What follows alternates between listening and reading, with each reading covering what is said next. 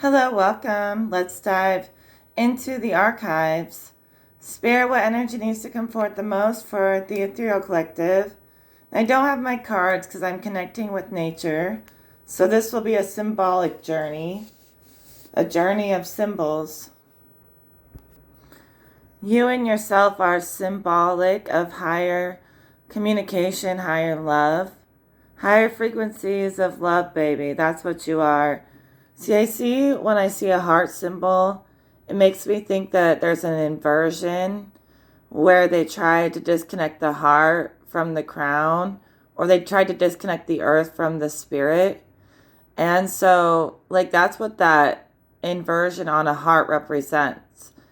It's like looping people back into the physical, and they got to break that to reconnect the body with spirit and stay in that flow at all times. So I see someone turning the inversion in the heart of the collective and uninverting it into a diamond, reconnecting the way it loops back in, breaking the loop and rising it to the higher worlds, the higher chakras. Spirit in essence is accessible for anyone. Spirit even says that humans, or the NPCs, the main reason they can't connect to spirit, or they don't believe, is because they keep looping through the lower self and they just don't even have a comprehension of what's above them. So I see the controllers inverting the whole collective so that they don't become spiritual. So a new age of spiritual enlightenment doesn't happen. They try to keep them circling down here, never really questioning what's above them or beyond them, never questioning reality.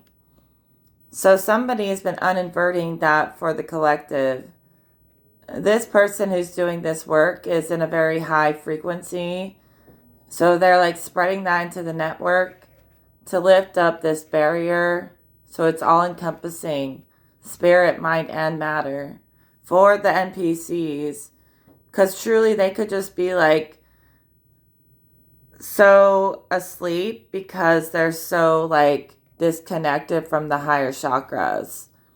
They just densified into human form more and more. So it's like the controllers use love to manipulate us or something. You would think love would elevate, but in my vision, love is trapping people. It's like this human view of love instead of an ascended view. It's just such a low view. And it's like they have them circling through heartbreak, all of this trauma that is forced on us. It's like they're targeting the heart in everyone. Some of us are so beyond them that they can't affect us. We feel fine. We feel complete. But these NPCs, they're targeting their hearts. And then the heart starts to loop in upon itself. And then it starts to spiral in upon that. The loop turns into a spiral that's engulfing them, like an inward turning spiral. It's engulfing them in a false sense of love that's just very much traumatic on mass. It's a traumatic kind of love. Whereas love should not be traumatic. So by breaking their hearts in so many ways, it's stopping them from rising into the crown for the regular people. And they don't even realize this is happening.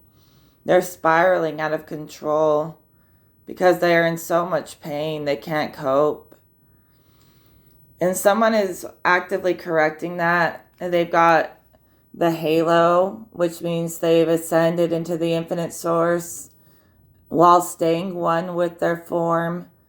And I think they have wings, meaning they've mastered their light, their shadow, and they're able to quantum travel through the whole spectrum. They've got flight, they've got travel in many dimensions. This angel is shining a light on this human to try to break them out of this limitation. I was going to draw honeycomb shapes, but, I messed it up. So I turned it into a tornado, which kind of makes sense with how the system is like forcing people to spiral.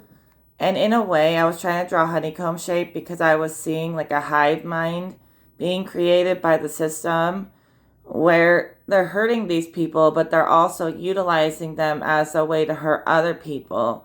It's like an endless cycle of trauma where now they've turned humans into tools to cause more harm and spread that to other people.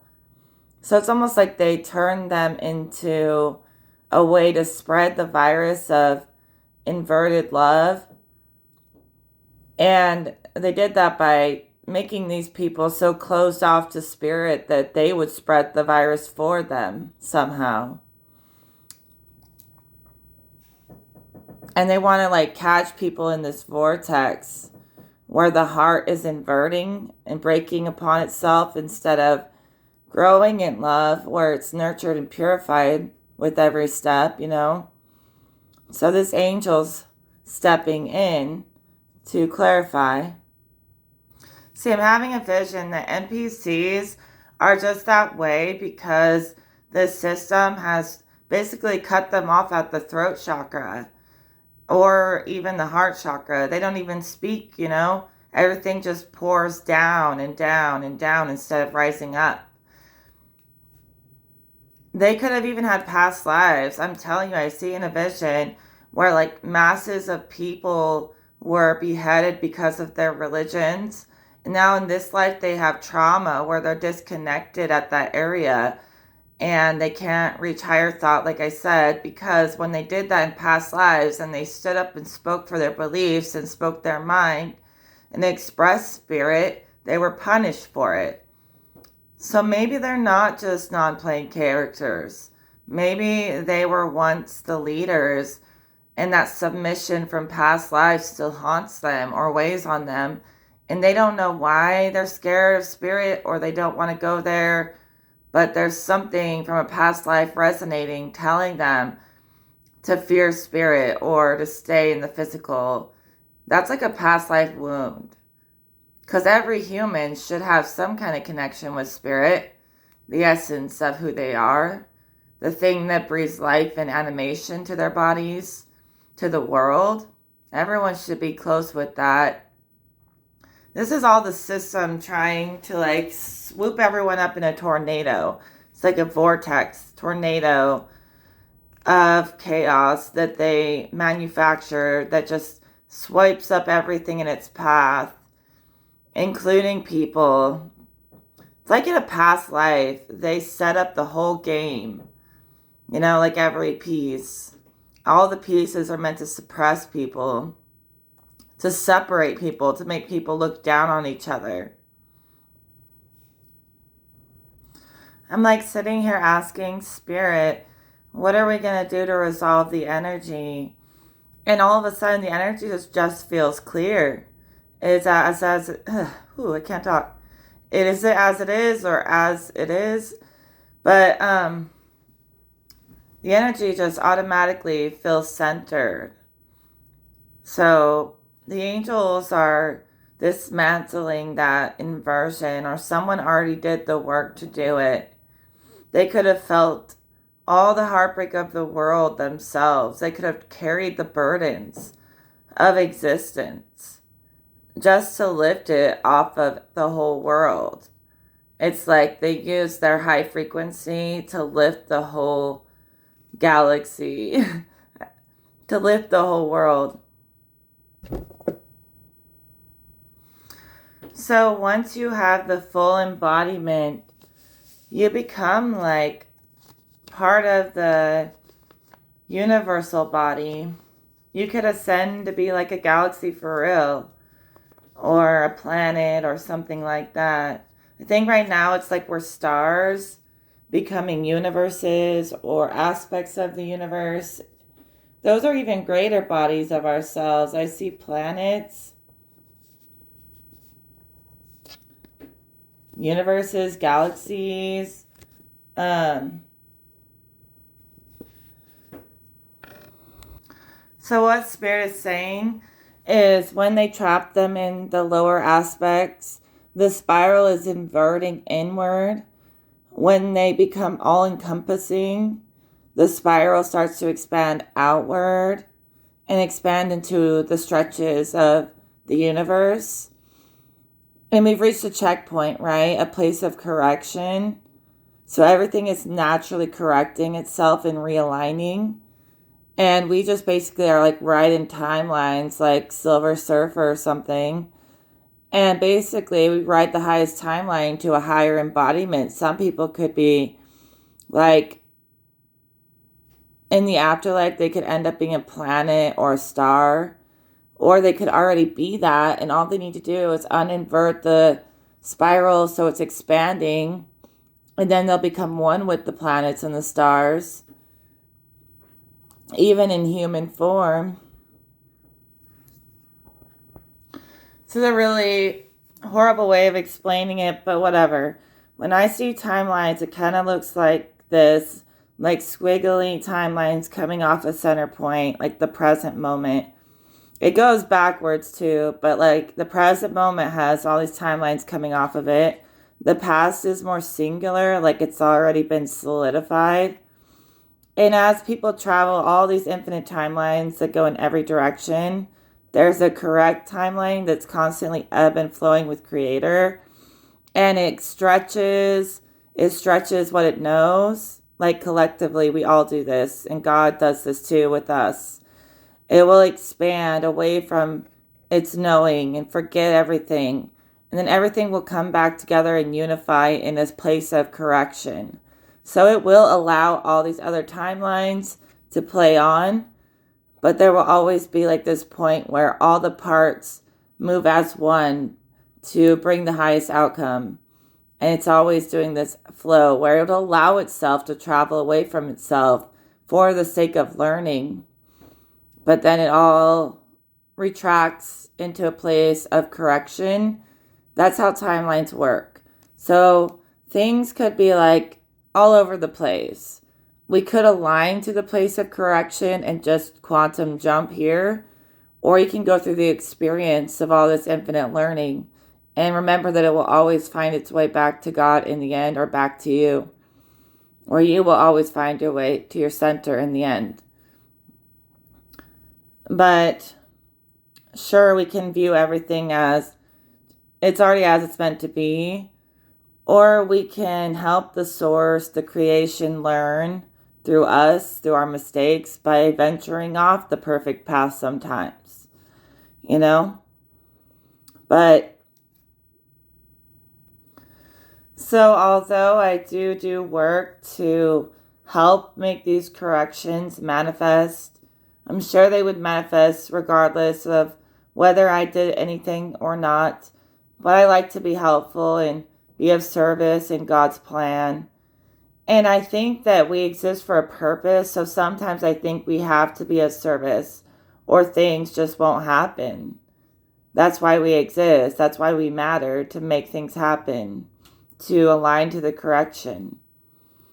But, you know, it's also nice to be present in the moment. So if we're always trying to make corrections, we're like attracting more things to correct, more problems. So there are times where you just have to be content with things being out of your hands. It's not like it's out of your hands. It almost puts it into your hands by finding contentment. What I mean by that is like if you're always thinking about the future or what's going to happen next, you basically are just wasting the power of the present, the contentment of the present, to just sit with what you are and love every bit of it, no matter what happens, and have trust that all things will work out in divine favor for everyone who deserves it. Trust, trust, trust. Yeah, also, if you have a really high mission, it's as if like the creator himself is like, here, you go ahead and create a new angle for the heart to love in new ways to reach a higher place of ascension. And it's like some people think there are no levels. All these worlds are simultaneous. There's a place right here where there's no levels, there's no problems. Then there's infinite space where there's infinite problems and infinite learning. But that learning could really be an illusion. Yet the illusion is the point of living, right? So when you rip down all timelines to essence, there's really nothing happening. Everything is already perfect. So we trick ourselves into thinking there's so much more going on. Just all I can find, all Spirit ever tells me is it's for the knowledge, the wisdom, and the learning. That's kind of the whole point of taking on form, is to experience these higher and lower aspects of existence and where you place yourself amongst this. And it's really like we forget who we are. A lot of people forget the totality of themselves just so that when they do remember and they return to their totality and their soul self, it'll be all that much more glorious. It'll be a celebration of learning. Yeah, the idea that there's nothing to do kind of baffles me. I think we got to breathe life into the highest timeline and help God manifest that, help God work through us, and send it all back home to the source for infinite expansion. You don't want to live your life always thinking about the afterlife or the future or things that, are just beyond you. Yeah, also, if you tap into that quantum calculation, you see the patterns, then you're probably here to align the patterns. It's literally like aligning patterns, like sacred geometry. And we just draw it into being. But it's already waiting for us, harmonized. So we're just being the missing link, basically, between these worlds. Yeah, I saw a little yin yang. It's just like what I was saying. One is swimming in the lower world, one is swimming in the higher world. They oppose each other, yet they need each other to exist. So if we're thinking about duality, everyone in existence has duality in them. They have two sides, light and shadow. And you really only need to balance the duality within yourself. You don't have to worry about good and evil between every little tiny thing like it's your job to save the world. But you should recognize good and evil in yourself and make sure you're balancing yourself. We can't balance everyone else for them. But we can realize that evil does exist. There's changes to be made that are necessary, absolutely necessary.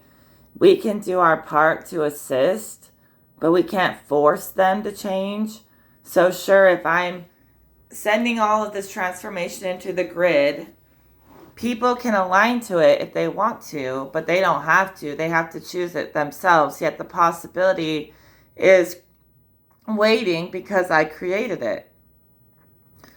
So the possibility for people to find the same kind of balance within that you have or I have exists in the ethers. They just have to tap into it. It's like infinite memory, infinite knowledge. And the fact that they're disconnected from the top half, a lot of them, they miss out on the learning cycle that is being shared between all things. There's learning being shared between all things, like a grand network. And if you tap into it, you can learn lessons at hyperspeed. Doesn't have to be super slow. Although they emphasize like a sweet spot between going slow and moving quick. And sure, you can make corrections to the grid, but you can't force it on humans. They'll have to pick it themselves. And I think the controllers were forcing heartbreak on humans, like messing with it, tampering with it. Something about it seems unnatural, about the heartbreak we saw earlier. It was almost as if they were like sending people, agent types, to mess and traumatize. And then they were trying to like traumatize people with agent type people who are under the influence of something wicked. And they're just there to disrupt your life, right? They're just there to be, evil to you. Like, it's so weird. It's like they're plants. They're planted in your life just to torment you. And that's a forced thing. So the controllers force trauma on people, but they want to find like the fine print where they don't get blamed or they don't get karma. They want people to think they chose that inversion themselves. But when they're out planting agents on people to invert them, that was not their choice. So I think that karma's coming back to the ones who did this work in the first place to sever the connection between mind, body, and spirit, to fragment it. They did all that on purpose, yet they're trying to avoid the karma. They will never be able to. These are people who are watching our moves, trying to make sure they never lose control. They fear us more than anything. They fear the ones who cannot be tamed, yet they have mastery in themselves. They have self-mastery, but the system is not their master. So those kinds of things, those intimidate the controllers. The fact that you have structure when you shouldn't, when you have structure in your own way, you're happy in your own way, you do your work, you work it in your own way, and they can't seem to influence you to do it their way, they're losing control. And they know if they lose enough people one by one, little by little, eventually they'll lose the whole game, the whole system. The system is just a game for them. So sure, we have dual natures, but you want your duality to be in harmony. And they're separating it so much that it's not harmonious as it should be. You want your dual natures to be as one. I was seeing this symbol. It was like a spiral in the mind, a spiral in the heart, a spiral under your feet. Like 3 spirals, and they were moving in and out of each other. Seemed like some kind of completed version of this ascension that I see. It almost becomes like everything's rounded, everything's feminine, everything's spiritual. The material plane in itself is very masculine. Anything put into a singular form is masculine. It's like erect, it's formed. Anything fluid, round, is feminine. And I see like masculine within feminine energy working as one.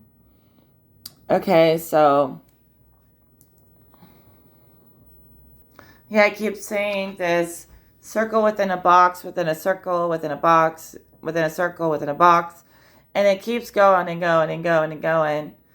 And it's like this masculine bringing spirit into form. And then spirit redefining form. And then form redefining spirit again. And then spirit redefining form. It's also masculine and feminine working together. So it's like you expand through an infinite layer and you put it in a container so that you can, get the angles of the information. So circles are like infinite information on so many levels at once. When you can put that into a container or a form, you're making it more masculine. You're basically getting an understanding of this infinite space, this infinite wisdom. And then the wisdom expands again. And then you square it out again. And then it expands again. Feminine, masculine, folding in and out of each other. This vision reminds me of a spiritual quest I went on a lot of years ago. But I tried to get into the most raw version of existence that I could possibly find, like a beginning. Because, when I tried to find a beginning, it would act like this, just layers folding in and out of each other, like there was no beginning. And I tried really hard to figure out where it started. And what I kind of saw in this, void, when it took me forever of traveling to finally find sort of a beginning, what I saw in there was just this little spark bouncing around in infinite space. And then it starts to like make these invisible walls, and the spark starts to make more intricate thoughts by building limitations in this void to bounce itself off of. And there was a masculine and a feminine energy in there. The masculine was like building a wall, and the feminine was like bouncing around like a spark of potential. And it was slowly building what even defines reality based off sparks of inspiration being put into limitations to define them. And this was just like a pocket where things were forming in essence. It looked just like that. And it was like the masculine voice would speak a idea, or the feminine voice would speak a idea, or one of the two, or both of them, and then the other one would bounce off of it. It was very raw, like the very beginning, the most like simple of thoughts and feelings, barely starting to take shape. I found that in there. I always thought that was pretty much the beginning. Potential starting to form, becoming realized, put into a structure. Okay? But they start out so infinite, and they return to that infinite by playing out the illusion of limitation.